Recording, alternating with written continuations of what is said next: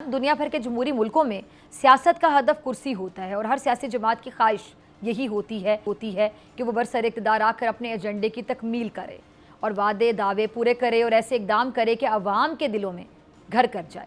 कुर्सी के इस सारे खेल में अपोजिशन उसके रास्ते की दीवार बनी रहती है। हुकूमत का शहद भी उसे जहर और सोना पीतल लगता है और जमहूरियत के इस खेल में तनकीद और इल्ज़ामात का सिलसिला दोनों जानिब से जारी रहता है और नौबत एक दूसरे के गिरेबानों पर हाथ डालने तक आ जाती है।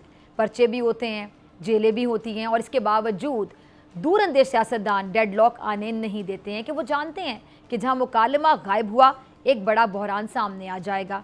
आज की तरह बल्कि आज से भी ज़्यादा मुश्किल और गंभीर सूरत हाल 1965 में थी। जनरल अयूब खान इक़्तिदार में थे।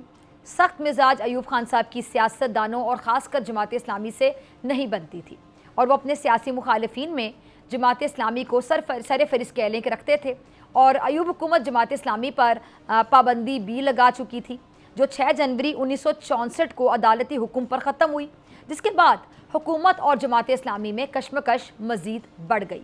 अच्छा, उसी दौरान 1965 की जंग का आगाज़ हुआ और ऐवान सदर से तमाम सियासतदानों को मुशावरत के लिए आने की दावत दी गई कि जी बाहमी इख्तलाफात एक तरफ रख कर पाकिस्तान के लिए एक पेज पर आ जाएं।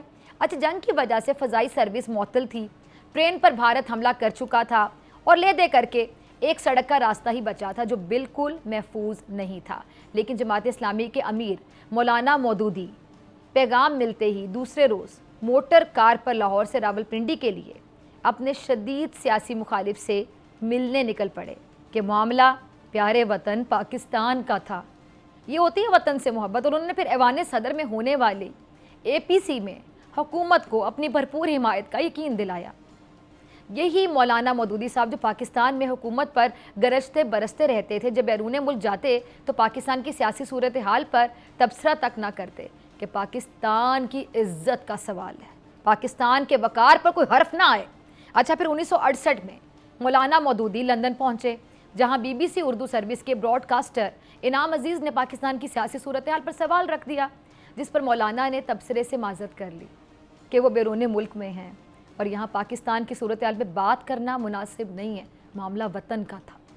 एक वो सियासतदान थे और एक आज के सियासतदान हैं जो अपने सियासी मुखालिफिन को नीचा दिखाने के लिए कुछ भी कर गुजरने को तैयार हैं।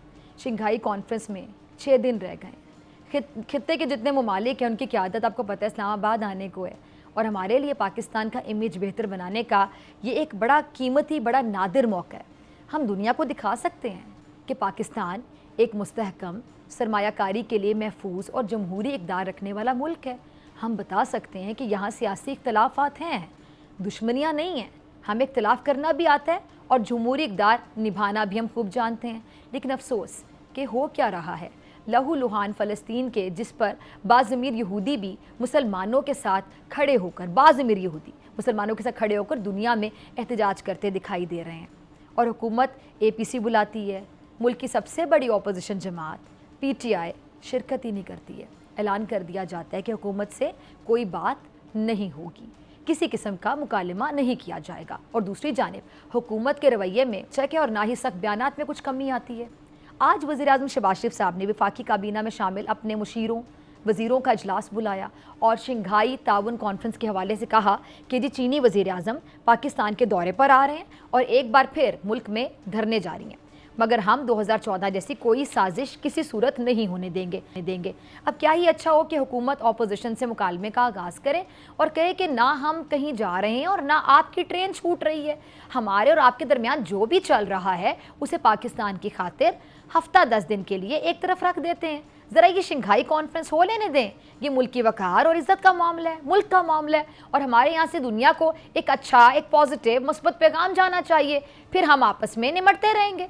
होना तो ऐसा ही चाहिए ना, लेकिन अफसोस कि हो नहीं रहा ऐसा और जो कुछ भी हो रहा है कि किसी एक पार्टी की नहीं, सियासतदानों की नाकामी है जो सिस्टम को नाकाम बनाने चली है।